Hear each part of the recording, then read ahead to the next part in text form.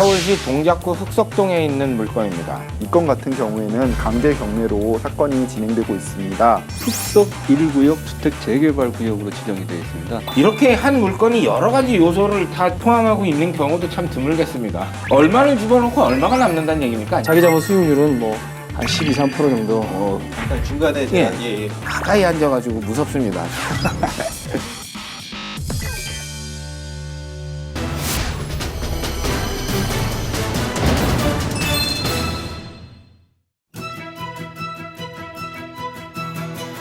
당신의 경제를 살리는 부동산 투자의 모든 것, 안록현의 부동산 물건 분석에서 시작됩니다.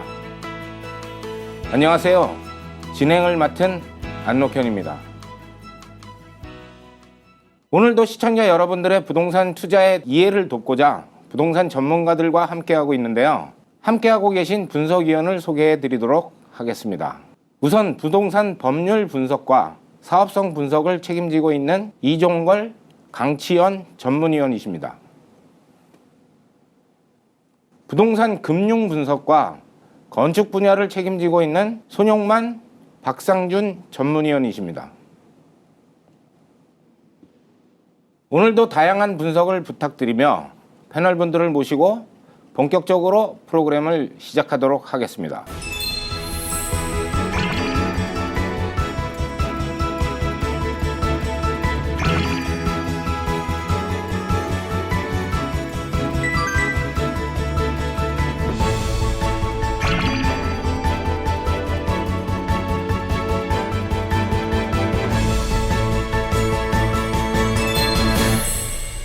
오늘 소개해드릴 물건은 일반 주택입니다. 서울시 동작구 흑석동에 있는 물건입니다. 대지는 344평방미터입니다. 평으로 따지면 104평인데요. 건물은 210평방미터입니다. 65평 정도 되는 건물이 있습니다. 우리가 흑석동 하면 가장 먼저 떠오르는 게 강변, 그리고 여기에는 또 중앙대학교가 함께하고 있고 주변에 또 중앙대 병원이 함께하고 있습니다. 그런 입지적인 부분을 생각을 하면서 이 물건에 대한 분석을 하도록 하겠는데요. 경매가 진행되고 있는 물건인 만큼 이 물건에 실질적으로 걸려있는 그 이해관계나 그 다음에 경매를 낙찰받기 위해서 주의해야 될 점이 어떤 점이 있는지 먼저 우리 이 위원께 부탁을 해서 이 물건의 그 경매를 진행하는 데 어떤 요소들이 있는지를 한번 여쭤보도록 하겠습니다. 경매는 기본적으로 채무자가 돈을 갚지 못하면 채권자가 이제 신청하는 집행 방법인데요. 이 건 같은 경우에는 강제 경매로 사건이 진행되고 있습니다. 제가 등기부 등본을 열람해 본 결과 현재의 소유자는 전 소유자로부터 유증을 받아서 이 사건 부동산을 취득하게 된 것으로 보이는데요. 아마 그 과정에서 이제 상속 관련 문제로 분쟁이 생겨서 다른 상속인들이 이제 판결을 받아서 지금 현재의 소유자를 상대로 경매를 신청한 것으로 보입니다. 보통 이렇게 강제 경매가 진행된 경우 청구 금액이 얼마인지가 중요할 텐데요.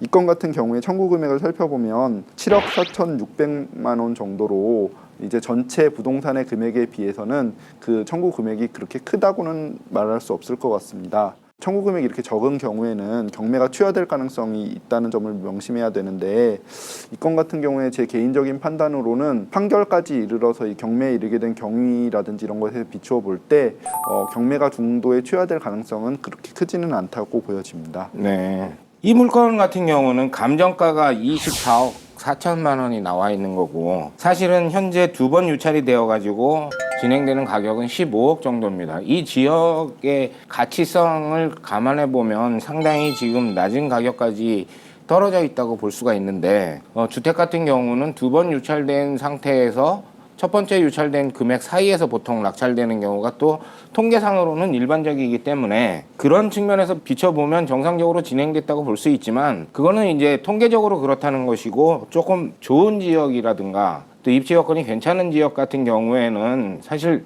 감정가가 잡히고 유찰되지 않고도 그냥 낙찰되는 경우도 상당히 있기 때문에 근데 이 지역을 보면 아주 최고의 A급이라고 할 수는 없지만 그래도 상당히 양호한 지역인데 2번씩 유찰되는 어떤 그런 이유에는 그래도 채무액이 좀 작아서 그런 경우도 있을 수 있다고 볼 수 있겠네요. 네, 그럴 것으로 보입니다. 예. 그럼 뭐 이걸 한번 낙찰 받으려고 생각하는 사람이 딱 지금 현재 다 눈치를 보고 이게 취하될 것인가 아닌가 해서 했는데 두 번까지 유찰되고 보니까 이번에는 좀 입찰을 하는 사람들이 좀 여러 명 있다고 볼 수도 있겠네요. 실질적으로 이게 이제 금융기관의 3억 정도가 저당이 잡혀 있고 예, 예. 그다음에 경매를 신청한 금액이 또 7억 정도로 돼 있으니까 합쳐서 한 10억 정도가 전체 채무라고 볼 수 있는데 실질적으로 이 물건의 가치는 그거보다는 훨씬 높기 때문에 경매에 응찰 준비했다가 취하가 되면 안 되기 때문에 좀 그런 요소도 좀 있다고 볼 수 있겠습니다. 저희가 기본적으로 이 물건을 선정한 이유는 여기 아주 재미있는 그 요소들이 많이 포함되어 있기 때문입니다. 이 물건을 보면 이 지역이 대정비 촉진 지구라고 돼 있죠. 재개발에 관계된 용어가 많이 있지 않습니까? 예, 그렇습니다. 일단 여기는 정비구역이라는 걸 먼저 계획을 해야 정비구역. 예, 정비구역으로 지정되면 이제 그거를 도시 및 주거환경정비법에 따라서 네. 순차적으로 지정 고시하는 행위를 말합니다. 그래서 여기는 지금 재정비 촉진지구라고 되어 있는 거는 도시 재정비 촉진을 위한 특별법에 의해서 재정비 촉진지구로 묶어놓은 겁니다. 그래서 간단히 이제 재개발, 재건축, 그다음에 주거환경 개선 사업 등을 간단히 소개하면은 정비계획이라는 것은 정비 사업을 계획적으로 이제 시행하기 위해서 정비구역 지정 시에 동시에 수립해야 되는 것으로 한 3가지 종류가 있습니다. 네. 하나는 이제 주거환경 개선 사업을 위한 정비 계획이 있는데 네. 이것은 이제 기반 시설이라고 해가지고 도로나 이제 상하수도 같은 것이 극히 열악한 지역에 노후 불량 주택이 이제 과도하게 밀집된 지역에는 이제 주거환경 개선 사업을 위한 정비 계획을 수립합니다. 그다음에 두 번째로 우리가 이제 주택 재개발을 위한 정비 계획을 수립하는데 이것은 주택 재개발을 위한 거는 기반 시설이 이제 열악하고 노후 불량 주택이 밀집된 지역으로서 주거 환경 개선을 시행하는 것으로 요거는 이제 도시 재개발법에 근거를 하고 있습니다. 네. 나머지 한 가지는 주택 재건축을 위한 정비 계획인데 그것은 기반 시설은 양호해요. 도로나 상하수도는 양호한데 노후 불량 주택이 있을 경우에는 이제 주택 재개발 사업을 위한 정비 계획을 하죠. 요 같은 경우는 주택건설 촉진법에 의해서 사업을 시행하게 돼 있습니다. 네. 그래서 이제 간단히 3가지로 말씀드렸는데 이제 재개발 같은 경우는 기반 시설이 들어가다 보니까는 공공사업의 성격을 좀 띠는 경향이 있고요. 그 다음에 재건축은 이제 기반 시설은 양호한데 노후 불량 주택을 개발하는 거니까 요거는 이제 민간주택 사업의 성격이 짙어지는 거겠죠. 뭐 어차피 관에서 주도를 해서 사업을 진행하는 건 어차피 아니죠. 일단은 사업의 주체는 1차적인 건 다 조합이 되는 거죠. 예. 그러니까 토지 등 소유자, 토지 또는 건물 뭐 이런 소유자들이 조합을 형성해서 사업을 진행하는 주체가 되는 거죠. 재개발을 하는 경우에는 도로라든가 상하수도까지 관여를 해야 되니까 그거는 누가 주체가 되든 간에 관이 그래도 어느 정도는 관여를 할 수 있는 여지가 좀 있긴 있네요. 그렇습니다. 아까 얘기하신 것처럼 관이 주도는 아니지만 공공적 성격을 띠신다고 아까 우리 박 의원께서 얘기를 하신 것처럼 왜냐하면 예를 들어서 저희가 흔하게 알고 있는 주택 재건축 같은 경우에는 저희가 생각하는 무슨 아파트, 현대 아파트다.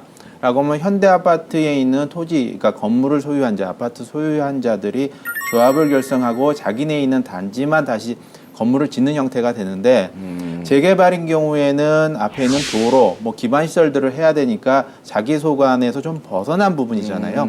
그러다 보니까 이제 각각의 토지 소유자 등이 조합원들이 합의점을 이뤄내야 되는데 그러다면 뭐 이익에 따라서 조금 사업이 지연될 수 있다 보니까 네. 아무래도 공공이 개입을 하는 경우가 좀 많은 경우가 있습니다. 그럼 이 지역은 어떻게 돼요? 재개발에 들어가는 겁니까? 여기는 지금 흑석 1구역 주택 재개발 구역으로 지정이 되어 있습니다. 도시 및 환경주변법에 받고 그다음에 그와 더불어 이제 재정비 촉진지구도 지정이 돼 있고 네. 두 가지가 다 함께 지정이 돼 있는 지역입니다. 네. 이 지역에 가보니까 뭐 도로도 사실 도로 상태도 조금 이렇게 반듯반듯하게 돼 있지는 않고 그다음에 주차라든가 도로가 접하지 않아서 이렇게 사도라든가 이런 걸 이용하는 그런 주택들도 여기에 많이 가보니까 있더라고요. 예.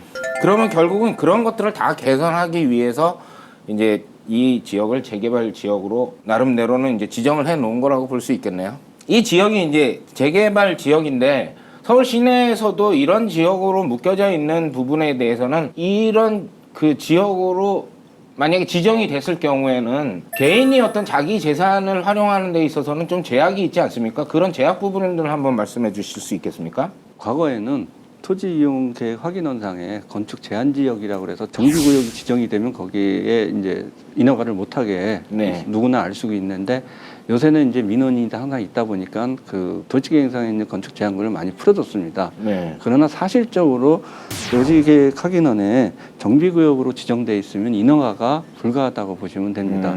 그래서 이 건도 제가 오기 전에 이제 담당 구청하고 통화를 했는데 건축가 같은 데서는 이제 아무 문제가 없다고 얘기하지만 도시재생과라고 해서 이 업무를 주관하는 과가 있습니다. 그 과에서는 이제 불가하는 걸로 허가를 이 구역 지정이 해제나 사업이 안 됐을 경우에 하나에서 건축 허가가 난다고 보시면 됩니다. 아, 그러면 건축을 새롭게 지금 뭐 대수선을 한다든가 아니면 이걸 허물고 신축을 한다든가 하는 부분에 대해서는 실질적으로 그 사업 인허가를 받기가 거의 어려운 지역이라고 볼 수 있겠네요. 그렇죠. 대수선 정도는 모르겠지만 건축 인허가, 신축에 대한 거는 좀 어렵다고 볼 수 있습니다. 만약에 이 재정비 촉진 지구로 지정이 돼 있지 않은 지역이라면 실질적으로는 그 이 토지를 최대한 활용하고 있지는 않다고 보기 때문에 만약에 재정비 지구에 속하지 않다 그러면 사실 이걸 허물고 새로 이렇게 짓는 것이 이제 훨씬 효율적이라고 생각되지 않습니까, 우리 강 의원님? 지금 현재로는 어쨌든 재산권 행사를 지금 전혀 못 하고 있는 상황이고 그래서 어쨌든 이쪽 주민들 입장에서는 재개발이 됐던 어쨌든 개발 행위가 빨리 되기를 지금 아마 기대하고 있는 것 같습니다. 실질적으로 재개발에 관계된 어떤 그런 그 지구로 선정이 돼 있으면서도 진행을 하지 않거나 결국은 해지된 지역이 여러 군데 있는 걸로 알고 있습니다. 실질적으로 이 지역에서도 이걸 강력하게 진행을 하고자 하는 사람들도 있지만 사실 반대하고 있는 사람들도 많이 있고 그러다 보니까 이 물건이 이제 진행되려고 했던 거는 오래전인데 이 시공을 하려는 회사도 여러 번 바뀌고 이러는 과정에서 이 사업 자체가 상당히 지지부진한 있는 걸로 알고 있습니다. 이 지역이. 이 지역 같은 경우는 사실 개별적으로 개발을 한다고 해도 상당히 그 효율성이 있는 지역이라고 보기 때문에 어느 순간에는 그럴 가능성도 있기 때문에 그쪽에다가 한번 초점을 맞춰놓고 한번 진행을 해보고자 하는데 박 의원님께 다시 한번 여쭤보겠습니다. 요 땅이 재개발에 관계된 거를 완전 배제하고 이제 해지됐다고 가정을 한다면 요 토지가 지금 344평방미터인데 여기다가는 건축물을 얼마나 올릴 수 있습니까? 이거 한번 면적표라 그러나요? 거기에 맞춰서 한번 또 수익률이라든가 이런 걸 한번 따져보도록 하겠습니다. 여기는 이제 제3종 일반 주거 지역으로서 대지가 104평이기 때문에 용적률은 250%까지 질 수 있습니다. 근데 여기서 이제 250%질 경우 전체 연면적이 200평이 넘기 때문에 그거는 이제 다세대 주택을 계획해야 되는 땅에 공동주택에 연립주택을 질 수 있는 상태가 됩니다. 근데 연립주택을 질 경우는 중간 인동거리나 그런 거에 저촉을 많이 받기 때문에 사실 계획이 불가능하고 네네. 그래서 다세대 주택으로 계획했을 때 최대한인 200평 정도로 지었을 때 저는 분양 면적 19.평형 정도 한 8세대가 가능합니다. 네. 그 지적도상에 보면 도로가 이 정면으로 봤을 때 우측에 없는데 예. 실제로 가보니까 옆에 도로가 있더라고요. 예. 어떻게 처리를 해야 되는 겁니까, 이거는? 그것도 이제 재개발 구역에 많이 있는데 그건 이제 현황도로라고 그래가지고 지적도상에는 나타나지 않는 도로입니다. 그러면서 그 주변에 필지도라고 같이 사용하고 있는데 그거는 나중에 건축 인허가 할 때 빠져야 되는 부분이죠. 아, 그러면 그걸 예. 빼고 이제 빼고 이제 인허가를 해야 되죠. 아, 그러면 이 토지의 그 부분을 빼고 한다 그러고 하면 최고로 많이 짓는다고 해도 200평 이하로 짓는 게 합리적이라는 말씀이시죠? 예, 그걸 빼면 한 10평 정도가 빠지는데 10평 그럴 정도. 경우 지금 기존에 있는 지적도상에서는 용적률이 한 191% 정도 나오는데 그거를 빠지니까 한 222% 정도가 나와요. 네. 그래서 사실 거기 빠지면은 수지가 더 나온 거죠. 어차피 오히려 더 좋을 수도 좋은 거죠. 있겠네요. 그러나 이제 그거를 누구한테는 보상을 받을 수 없으니까 나중에 추후에 주변 대지가 이제 건축을 새로 할 때는 동의를 해주면서 어떤 보수를 받는지 하는 쪽으로 나가야 되겠죠. 네. 그거 빠지면은 그 수익은 더 나을 수 있습니다. 그러면 그 부분을 빼고 이제 그 건축을 하는 거는 그러면 면적표로 이제 계산하신 거는 199평. 예. 예? 예. 그러니까 약 그 19평 660평방미터 예. 정도의 건축을 할 수 있는 걸로 나왔는데 그럼 그 660평방미터를 가지고 그 사업을 진행한다 그러면 우리 이제 사업 진행에서는 어떤 용도로 진행을 하고 하는 것이 가장 효과적일 수 있는가 한번 우리 강 의원께서 한번 이 부분은 말씀해 주셔야 될 것 같은데. 네, 이 지역이 어쨌든 대학가 주변이고 이제 주변에 이제 대학 병원도 있고 네. 지하철역도 가깝고 네. 그래서 우리 설계사님께서 설계를 19평 정도로 설계를 해주셨는데 저는 주변에 지금 수요나 여러 가지 뭐 대학생들이나 이런 걸 감안을 했을 때 저는 좀 더 그 시세 조사를 하다 보니까 네. 조금 더 면적을 적은 평형대로 가는 게 훨씬 수요도 좋고 임대 수요를 창출하는데 극대화하는데 훨씬 효과적일 것 같아서 제가 조사를 해보니까 네. 전용 면적으로 한 6평에서 7평 정도 그러니까 23제곱미터죠. 그래서 이런 기준으로 해서 제가 지금 시세를 조사를 해보니까 뭐 보증금은 예를 들어서 500만 원에서 1000만 원 정도를 감안을 하고 그다음에 월세 같은 경우에는 이제 최저 45만 원부터 60만 원까지 이제 형성이 돼 있습니다. 대학가 주변이라 거의 전세 물건이 거의 없습니다. 뭐 한두 개 정도 있을까 말까인데 물론 전세가는 아무래도 주인이 임대차를 놓을 때 물론 뭐 이게 전월세 환산가를 생각하고 놓는 게 아니라 본인이 어떤 돈을 빼줘야 되는 보증금이라든가 본인의 어떤 임대 현황에서 보증금이 필요한 만큼만 이제 받는 형태이기 때문에 지금은 그래서 전세가는 사실 큰 의미가 없습니다. 그렇지만 이제 이 지역은 전월세 환산가가 약 8.5% 정도가 형성이 돼 있는 것 같고 네. 이 8.5%라는 의미는 우리가 1000만 원을 월세로 환산을 했을 때 8만 5천 원 정도를 받을 수 있다라는 겁니다. 네. 그래서 시세가 이렇게 형성이 돼서 저는 이제 공급 면적과 전용 면적을 요즘 이제 설계하는 것도 물론 우리가 디테일한 설계를 들어가면 이제 발코니까지 확장을 하고 서비스 면적까지 다 포함을 해서 저희가 공급 면적이랑 그다음에 전용 면적이랑 거의 비슷하게 됩니다. 아파트 형태의 설계를 다 따라가게 되죠. 그래서 제가 이 기준으로 한 거는 공급 면적 24제곱미터에 전용 면적 물론 23제곱미터보다 조금 더 덜 나올 수도 있습니다. 근데 일단 24제곱미터를 공급 면적으로 했을 때 이제 저희가 이 일단 기준을 한번 잡아봤습니다. 말하자면 우리가 일반적으로 뭐 얘기하는 그 풀옵션의 원룸 이걸로 계산을 하신 거 네, 아니겠습니까? 그렇습니다. 네. 그렇게 했을 경우에는 그러면 좀 어떻게 룸이 몇 개 정도가 나오나요? 처음에 이제 우리 설계사님이 설계한 거는 뭐 19평, 20평대로 해서 8세대 정도가 산출이 됐는데 제가 그거를 조금 더 세분화해서 이제 계산을 해보니까 1층에 6세대, 2층, 3층, 4층이 7세대에서 27세대가 나오게 됩니다. 예, 물론 이제 저희가 실시 설계, 뭐 디테일한 설계를 갔을 때는 조금 더 가감이 있을 수는 있겠지만 일단 저희가 이게 연립으로 이게 신축을 못 하기 때문에 저희가 다세대로 가야 되기 때문에 일단 200평 미만으로 그러니까 199평 정도로 감안을 해서 물론 한 세대가 왔다 갔다 할 수 있습니다. 근데 한 세대가 뭐 금액이 작은 금액은 아니기 때문에 일단 한 세대가 뭐 플러스 될 수도 있고 마이너스 될 수도 있는데 일단 그 정도로 산출이 됐습니다. 660평방미터를 공사를 하는 데는 평당 한 400만 원은 잡아야 되겠죠?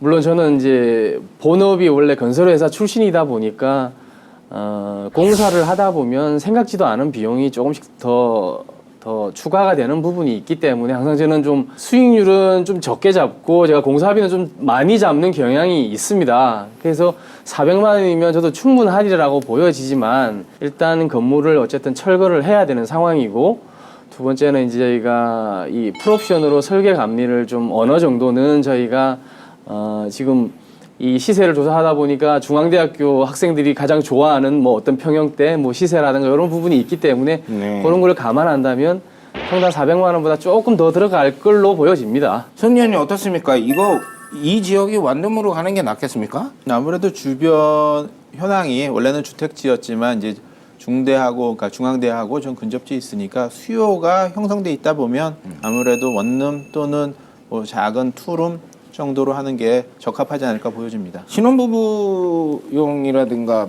직장인 상대로 하는 어떤 이런 부분은 어떻습니까? 글쎄요, 이 지역 자체가 뭐 그 건너편에 있고 그 뒤편에 있는 아파트들이 있는데 역세권이라고 얘기하지만 사실 좀 9호선 약간 조금 멉니다.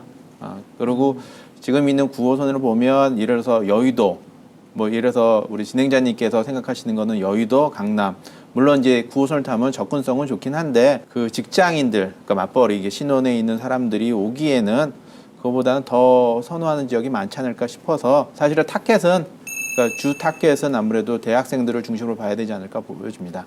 얼마를 집어넣고 얼마가 남는다는 얘기입니까? 이제 한마디로 딱 예. 그 중요한 얘기 아니겠습니까? 그래서 지금 뭐 첨언을 하자면 투룸을 넣으면 좋은데 일단은 뭐 주거 환경도 그렇고 주거 지역이기 때문에 투룸을 넣어서 적당한 배분을 해서 하는 것도 좋지만 일단 시세 조사를 해보면 12평에서 20평은 못 되더라도 한 15, 16평 정도는 돼야 이제 저희가 투룸 정도가 나오게 되는데 네. 투룸이 이제 저희가 원룸으로 갔을 때 6.5평, 뭐 7평으로 갔을 때 60만 원을 맥시멈으로 본다면 15, 16평이 가면 거기에 비례해서 이 임대료가 상승이 돼야 되는데 특이하게 대학가 주변이라든가 이런 원룸 시세가 아주 강한 지역 같은 경우에는 이 100만 원을 넘어가지를 못하는 구조입니다. 아하. 그래서 이제 제가 이걸 원룸을 좀 저도 처음에는 그때 우리가 방문을 했을 때는 투룸도 괜찮지 않을까 생각을 했는데 일단 저는 사업자 입장에서 수익률을 극대화하고자 일단 원룸을 택하게 됐고 현황도로는 제쳐놓고 일단 아까 설계한 대로만 계산을 한다면 일단 경락가는 지금 현대로 그냥 15억 정도로 감안을 했고 신축 공사비를 뭐 철거비하고 설계 감리비 그다음에 제반 경비 포함해서 약 10억 원을 잡았는데 물론 과하게 잡혔습니다. 다시 한 번 더 말씀드리면 물론 저는 넉넉하게 잡았습니다. 그래서 총 비용이 어쨌든 20억에서 한 25억 사이 정도가 나오게 될 겁니다. 그러면 자기 자본이 이제 약 6억 정도, 7억 정도 이제 일단 감안을 하고요. 그럼 자기 자본이 7억 원이라면 융자가 한 15억에서 18억 정도 형성이 됩니다.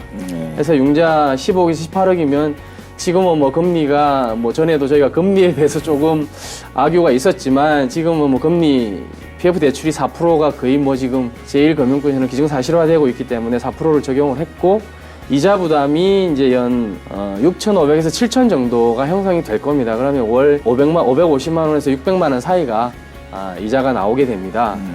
보증금이 1억 3,500만 원이면 월세가 1,350만 원 정도 형성이 됩니다. 예. 그래서 보증금을 저희가 받은 걸 융자 받은 걸로 대체를 일부 상환을 하게 되면 네. 금융 비용도 또 떨어지겠죠. 그래서 네네. 한 15억 선으로 떨어지게 됩니다. 그러면 금리 4% 하게 되면 이자 부담은 아까보다 더 훨씬 줄어들게 되죠. 그래서 월 500만 원 정도에서 연 6천만 원 정도로 이자가 형성이 되고요. 그래서 월 이자를 제한 세전 수익이 뭐 그렇게 되면 뭐 상당 부분 되지 않습니까? 500만 원에 1,300 하면은 한 800 정도 지금 계산해도 800만 원 정도가 남게 되는데 예. 자기 자본 수익률은 뭐 한 12, 3% 정도. 그럼 아주 이 예. 현재 컨디션으로 봐서는 현대 근처로 봐서는 아주 좋은 엄청나게 자리입니다. 훌륭하네요. 저희가 생각하는 그런 방향으로 만약에 그냥 개발이 된다고 한다면 현재 15억까지 떨어져 있는 이 금액은 좀 불합리한 금액이네요. 사실 그렇습니다. 이거보다는 조금 높은 금액에 낙찰될 가능성이 더 높다고 보는데 이 물건은 이제 강제 경매라고 되어 있습니다.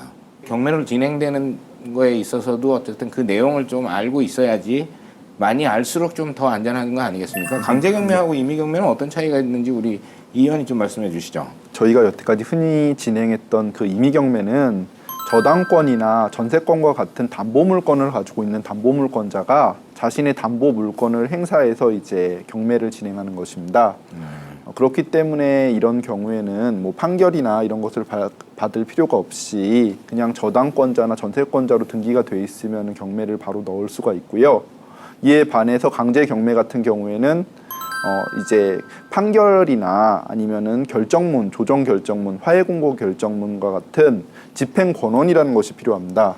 이런 집행 권원을 이제 법원으로부터 받아서 그걸 가지고 강제 집행을 해주십시오 하고 이제 신청하는 것이 강제 경매라고 보시면 되겠습니다.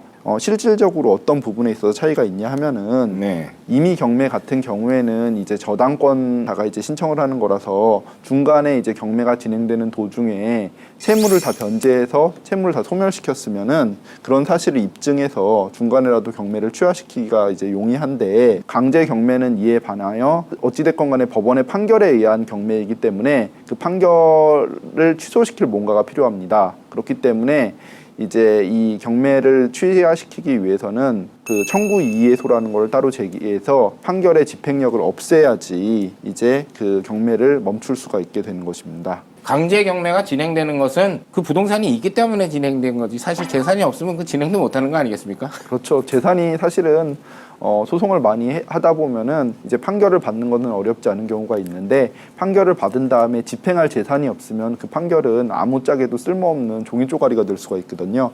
그래서 항상 이렇게 재산이 있는지 여부를 좀 잘 조사하는 것이 필요할 것 같습니다. 경매로 이거를 낙찰 받는데도 뭐 사실 법적으로는 큰 문제될 게 없고, 특히 이 물건에는 주인이 그대로 소유를 하고 있기 때문에 경매로 낙찰 받으려고 할 때 가장 염려스러운 명도, 이 부분에 대해서 사실 크게 염려하지 않아도 되는 이제 이점들이 있습니다. 박 의원님께 이걸 한번 여쭤봐야 되겠는데, 지적도상에 나와 있는 부분하고 도시계획상에 나와 있는 부분에는 좀 차이가 있지 않습니까? 네, 지금 차이가 있습니다. 이 부분에 있어서는 이 지적도상에 나와 있지 않은 도시계획상의 아주 큰 이제 함정, 말하자면 그런 것들을 생각하지 않고 그냥 여기다가 사업을 진행하려고 단순하게 생각하고 접근했던 사람에게는 경우에 따라서는 낭패를 볼 수 있는 어떤 요소가 있는 걸로 조사가 된 걸로 알고 있습니다. 그 부분에 대한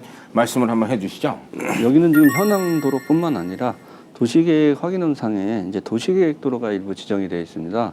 그래서 그 도시계획도로가 현재 한 그 현황도로하고 합쳐가지고 한 40평 정도가 빠져 있게 되겠습니다. 그러니까는 전체 이제 사업을 하게 되면 우리가 그동안 얘기했던 것보다 훨씬 사업 면적이 줄어야 되는 거죠. 그러면 여기에 전체적으로 이거를 재개발이 진행된다고 해도 그 부분은 어차피 빠져나가게 되는 겁니까? 그렇죠. 재개발이 지정이 되더라도 그거는 이제 도시계획도로에서 도로를 지정한 이유가 그 재개발되는 부분하고 그다음에 그 앞에 이제 아파트 개발한 부분하고 합쳐가지고 도시계획도를 더 넓혀서 지정을 해놨기 때문에 그거는 개발을 하더라도 그 도시계획도로는 아마 확보되면서 사업이 진행될 것 같습니다. 그 344평방미터 중에서 200평방미터가 이제 도로로 빠져나가게 되거든요. 그러면 이런 어떤 보상 문제는 어떻게, 과거에는 어떻고 요즘은 좀 어떤 추세인지 한번 좀 손의학께서 말씀해 주실 수 있겠습니까? 우리가 지금 논의하고 있는 사업 부지는 보면 그 아파트 측면에서 보면 전면분이 그죠? 전면 그 지금 복개돼 있었던 부분이 도시 계획 예정도로고, 지금 현황도로는 그러니까 우측편에 그 안쪽으로, 마을 안쪽으로 들어가는 도로이기 때문에 사실 그 현황도로는 사용을 하기 때문에 사실 보상의 부분은 아니고요. 그 사용을 하는 자하고의 문제고, 도시계획 예정도로인 경우에는 그러니까 공공기관, 국가에서 또는 지자체에서 수용을 하는 경우, 예전에는 공시지가 뭐 한 120%, 130% 정도를 했었는데, 보통 통상적으로 보면 이제 감정가 금액으로 합니다. 감정가 금액으로 하기 때문에 사실 실질적으로 거래가에 사실 못 미치기는 하지만 거의 근사치 같이 가기 때문에 뭐 금액은 뭐 그렇게 많은 차이가 있지는 않은데, 아무래도 토지 소유자 입장에서는 그 주변에 다른 거래를 한다면 더 많은 금액을 하기 때문에 더 많은 보상을 요구하기 때문에 그렇고요. 이거는 공공의 복리 부분 때문에 하기 때문에 내가 거부를 한다고 해서 되는 부분이 아니고 수용이라는 절차를 거치게 됩니다. 그래서 절차를 하고 만약에 이 금액이 적합하지 않다면 처음에는 이제 지방토지수용위원회에서 어떤 심의를 했을 적에 되고, 그에 따라서 이의를 하면 중앙토지수용위원회에서 한번 해서 최종적으로 재결이 되면 제가 그러니까 강제로 수용을 당하는 꼴이 되죠. 이 토지가 법사 감정은 그 3.3평방미터당 이게 2,300만 원이 잡혔거든요. 그러면 그냥 법사 감정으로 따진다고 하면 약 14억 정도가 될 거고, 일반적으로 보면 제일 감정을 할 때 낮게 잡히는 게 보통 대출 감정이 가장 낮게 잡히지 않습니까? 그러니까 경매를 위한 감정은 사실 재반 여건들을 감안해 조금 금액이 좀 높이 나오는 경향이 있고요. 이제 보상에 따른 감정은 조금 그거보다는 좀 낮을 거로 보여집니다. 아까 이제 분쟁들이 많았던 이유 중에 좀 첨언을 한다면 이거 같은 경우에는 그러니까 나머지는 면적이 많다 보니까 그 사실은 그거를 좀 행하기가 좀 어려운데 통상 보면은 아마 법리적으로 그런 부분이 있습니다. 예를 들어 도로가 예컨대 내 부지 안에 가운데로 도로가 뚫려요.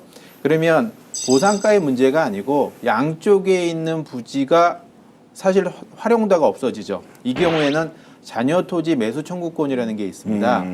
그래서 이거 같은 경우에는 그게 해당이 될런지는 잔여 부지가 좀 면적이 많다 보니까 모르겠는데 예전에는 그런 것 때문에 분쟁들도 꽤 있었습니다. 그래서 지금 법에서는 잔여 토지 매수 청구권이라고 해서 그 가격으로 내 토지 활용도가 없으니 사가라 뭐 이래가지고 좀 분쟁을 조금 조정하는 경우가 있었습니다.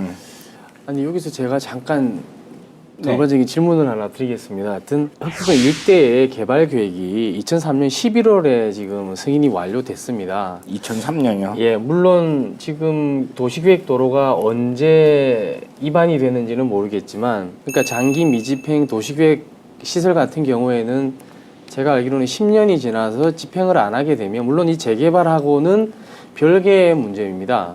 별개의 문제인데 지금 2003년도에 만약에 그때 당시에 도시계획 도로가 입안이 됐다면 벌써 10년이 훌쩍 넘은 시간입니다. 그렇다면 제 재산상에 도시계획 도로를 어쨌든 임의적으로 관에서 그어놓은 거지 않습니까? 사실 뭐 제가 가지고 있는 땅에도 지금 똑같은 현상을 지금 제가 지금 당하고 있는 상황이기 때문에 그 부분에 대해서 좀 어떻게 얘기를 좀 해주셨으면. 그거는 제가 이 의원하고 사실 다른 건으로 이 부분에 대한 그 논의를 조금 심도 있게 한 적이 있어서 예. 실질적으로 이 그 장기 미집행 계획이라든가 어쨌든 이런 부분에 대한 관계법이 생기고 그다음에 그 10년이라는 기한을 둬서 해결이 안 될 경우에 이제 그거를 해지할 수 있는 어떤 그런 제도가 마련되어 있는 걸로 알고 있습니다. 원래 이게 어디 규정되어 있냐면은 국토의 계획 및 이용에 관한 법률에 이러한 내용이 규정이 되어 있었습니다. 네. 근데 종래 이제 규정에 의하면은 말씀하신 대로 10년 동안 이제 장기 미집행이 된 경우라든지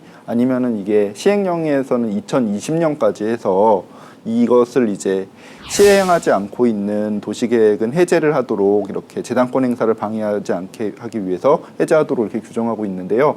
2020년이 돼서 이게 한꺼번에 다 해제가 돼버리면은 난개발이 우려가 된다는 그런 우려의 목소리가 높았습니다. 그래서 이에 대비하기 위해서 지금 국회에서 법을 개정해가지고서 토지 소유자가 이 장기 미집행 도시계획을 이제 해제 신청을 하면은 특별한 이유가 없으면 받아주도록 이렇게 법이 개정이 됐고요.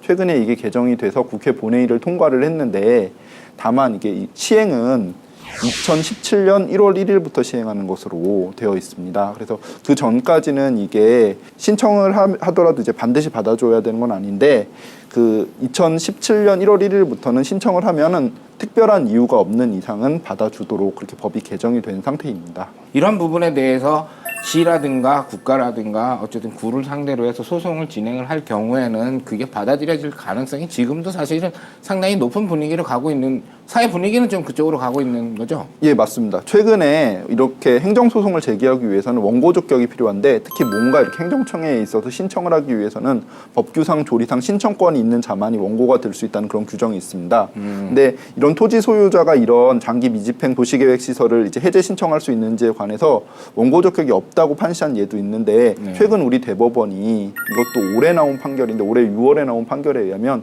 원고 적격이 있는 것으로 인정했기 때문에 최근의 분위기는 이런 해제 신청을 하면은 받아들여주는 분위기로 가지 않을까 싶습니다. 이거는 아주 이 물건을 분석하는데 아주 재밌는 요소가 많습니다. 아주 너무 강의원께서 아주 중요한 말씀을 해주셨는데 그러면 이 물건은 이제 또 새로운 국면으로 이제 접어들었습니다.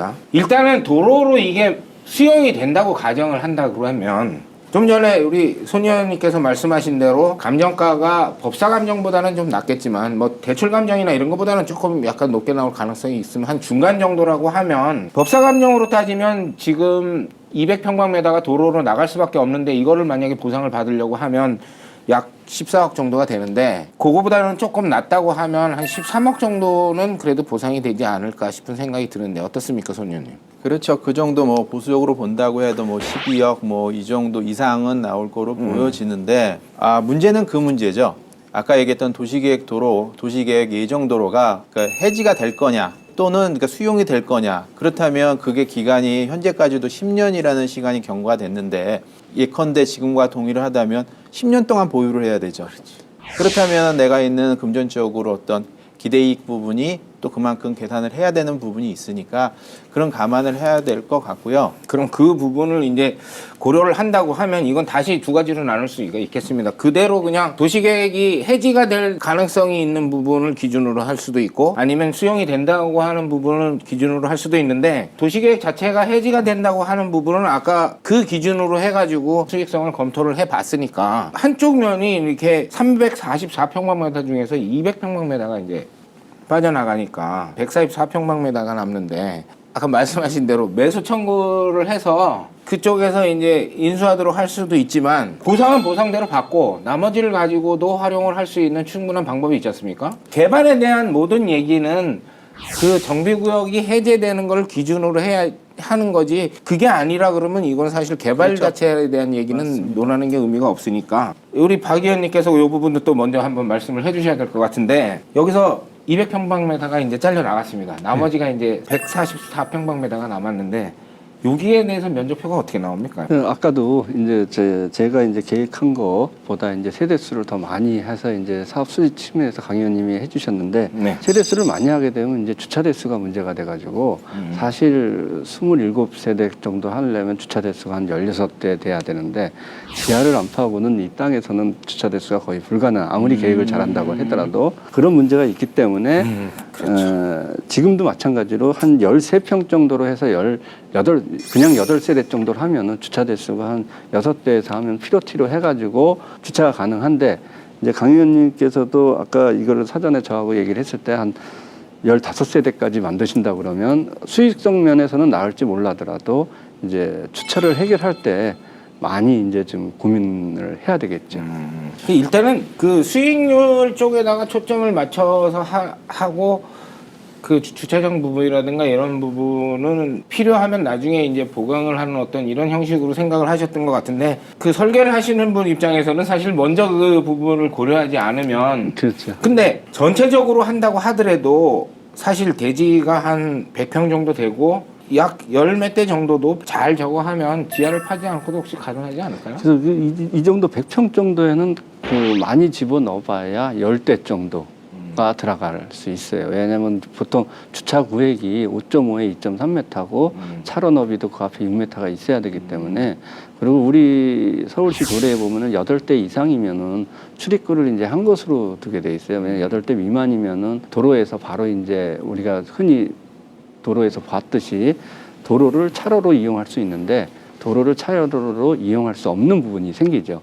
그렇게 되면 주차가 더 어렵겠죠, 사실은. 강 의원께서 이 사업을 진행하는 비용을 약간 무슨 10억씩 이렇게 잡아는 게 왜 그런가 했더니 사실은 지하를 한 층을 파서 기계식 주차를 만약에 한다 그러면 가능합니까? 기계식 주차는 아니, 자주식 이제 주차를 해야죠. 자주식 주차를 해야 된다. 주택에서는. 그래서 물론 아까 저도 이 그 수지 분석을 할 때 분명히 주차 문제를 생각을 했습니다. 27대 정도 되면 분명히 지하를 파야 될 상황이 올 수도 있다. 그래서 지상에 일부 필로티를 쓰고 지하에다가 주차를 해야 되는 부분이 분명히 발생할 수 있습니다. 그래서 공사비를 조금 더 제가 산정을 했고요.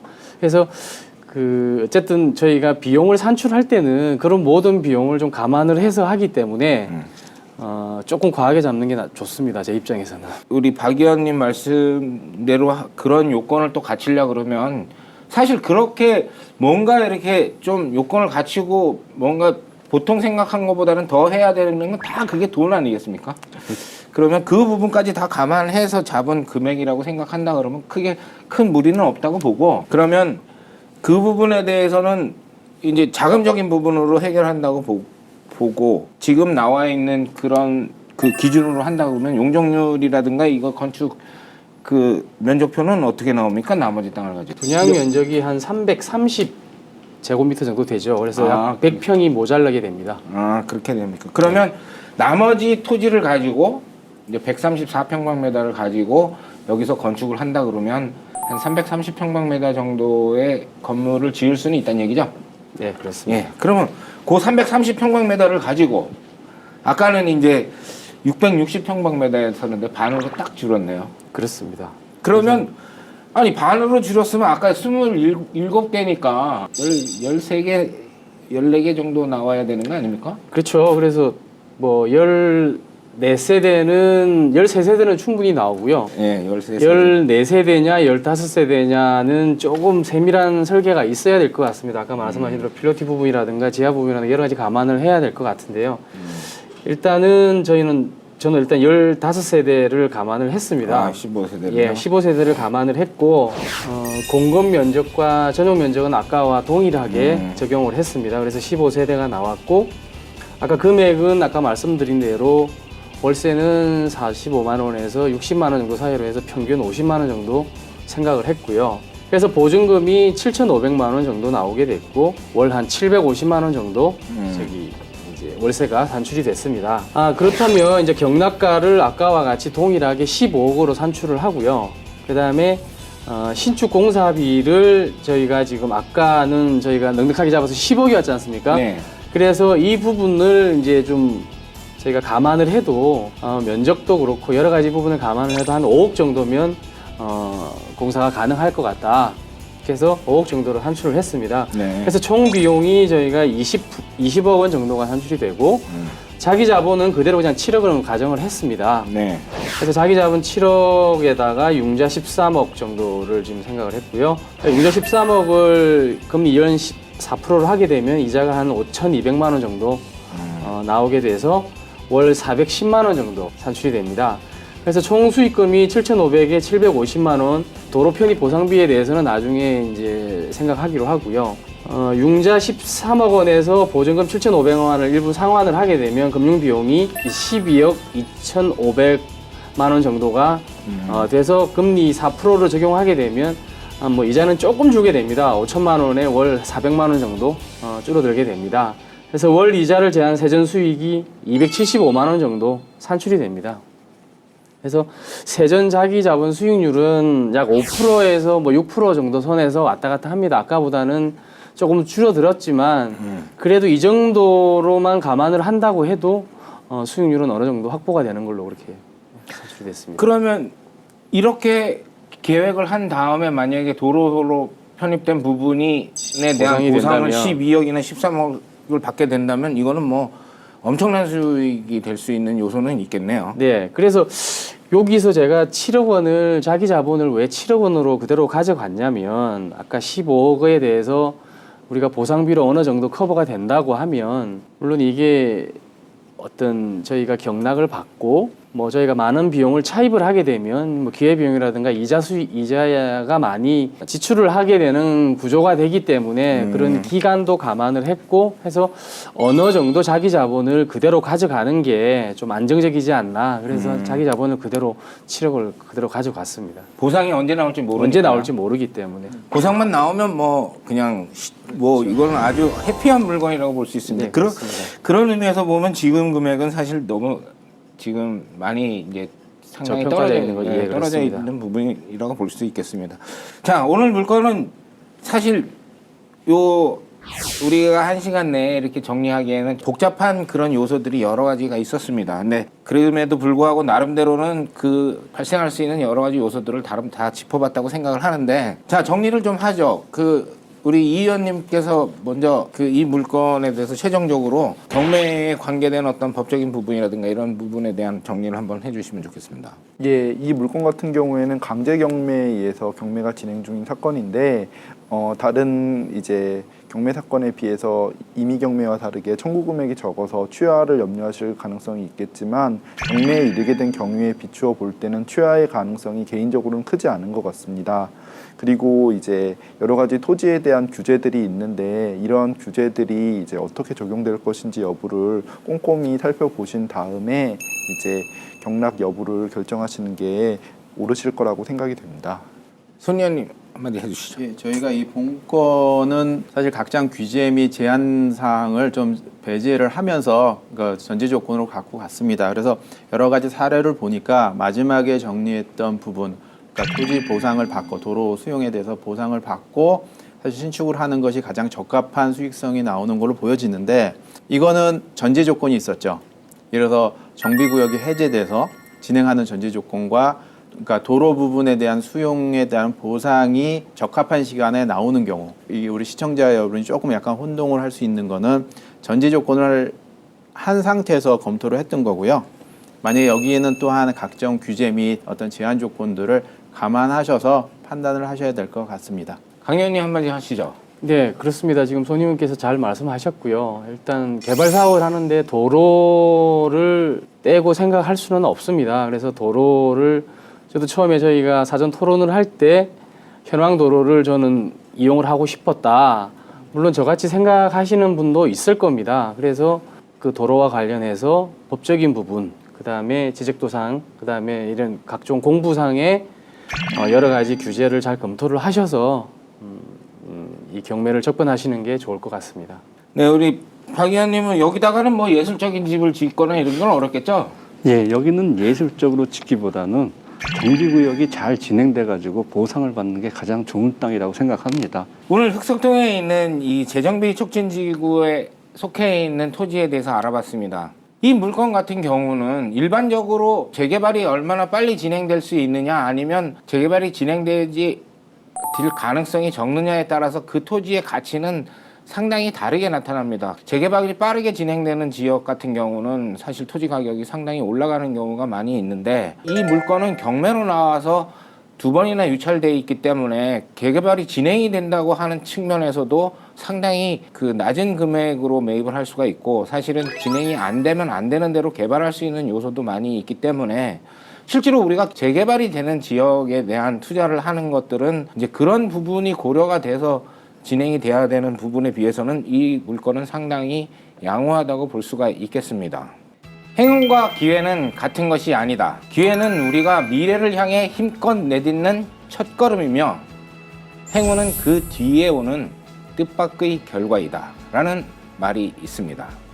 무슨 일이든 항상 노력하고 움직이는 자에게 기회는 주어질 것입니다. 그리고 기회를 잡은 자에게 부산물처럼 따라오는 것이 행운이 되겠죠. 요행을 기대하기보다는 스스로 준비하고 노력해서 기회와 행운을 쟁취하시길 바랍니다. 누구나 할 수 있지만 결코 쉽지 않은 부동산 투자의 모든 것. 안노편의 부동산 물건 분석이 함께 하겠습니다. 오늘 준비한 내용은 여기까지고요. 다음 시간에도 좋은 부동산 물건을 선정해 풍성한 정보를 드리도록 하겠습니다. 감사합니다.